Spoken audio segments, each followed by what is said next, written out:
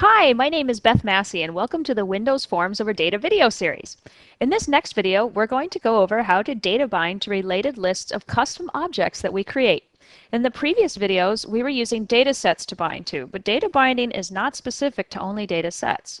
We can create custom classes of our own, relate them together, and use binding sources to manage the lists. So I want to augment the application that we've been creating in this series. I've got a form that edits customers, and what I want to do is I want to create a list of cities and states, and when the user selects a state, I want to display the list of cities in that state. So I've created a new project called data classes, and I've got two classes in there, city and state. Let's take a look at these now. So really they're just simple classes. Right now all they have is one property. The state on the state class is a string, as well as the city property on the city class is a string.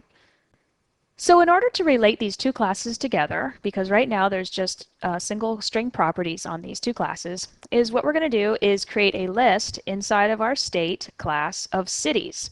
So I'm just going to create a new private member here called cities. And it's going to be a new list of city. Okay, and now we just need to expose this with a property here. And we're going to call it cities.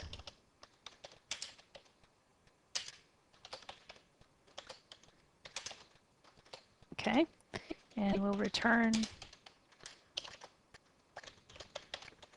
Okay, so that's the trick. What we did is we added a generic list of our city class into the state class so that we can relate these two things together. So let's press save on that. Okay, and we can build our project. And this will build this data classes class library that I've added. So now we can go over to our order manager. Let's close that. And we can then open up our data sources window. And instead of connecting to our database, we're still going to add a new data source, but this time we're going to select object.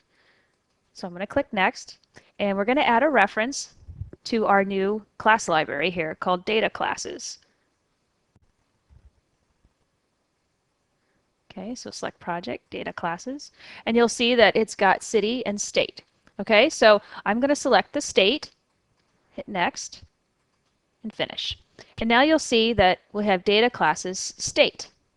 And you'll see that there is the cities underneath. Okay, so we have a related lists here, just like it's exposed just like data sets when we create a data relation. So the first thing I want to do is I want to remove the text boxes here because I want to create combo boxes instead. So I'm just going to drop a couple combo boxes onto the form here. 1, 2. Okay, and now I want to make the state first and the city second.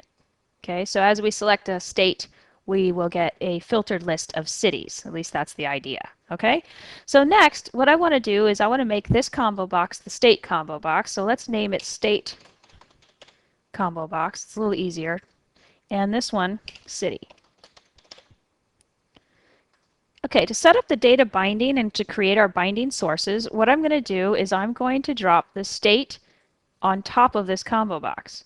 And that will set up the state binding source down here in our component tray. And you'll also notice that it sets up the data binding mode. Okay, so now the value member I'm going to select as state.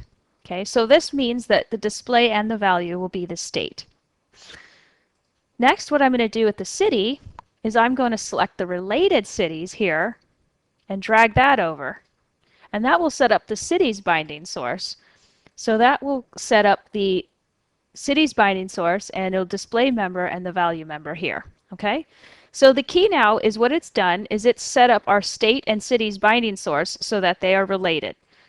So you can see if we select the state binding source, our data source is the data class's state class. And if we select the city's binding source, you'll see that the data source is actually the state's binding source and the data member is cities. And that's how we create that relation between our own classes. So all that's really left to do is to fill these classes up with some data. So let's right click and view code And we can just do that in the load event. So what I'm going to do is add an import statement here at the top, so it's easier for us to access our city and state classes. And then I'm going to create a list of states.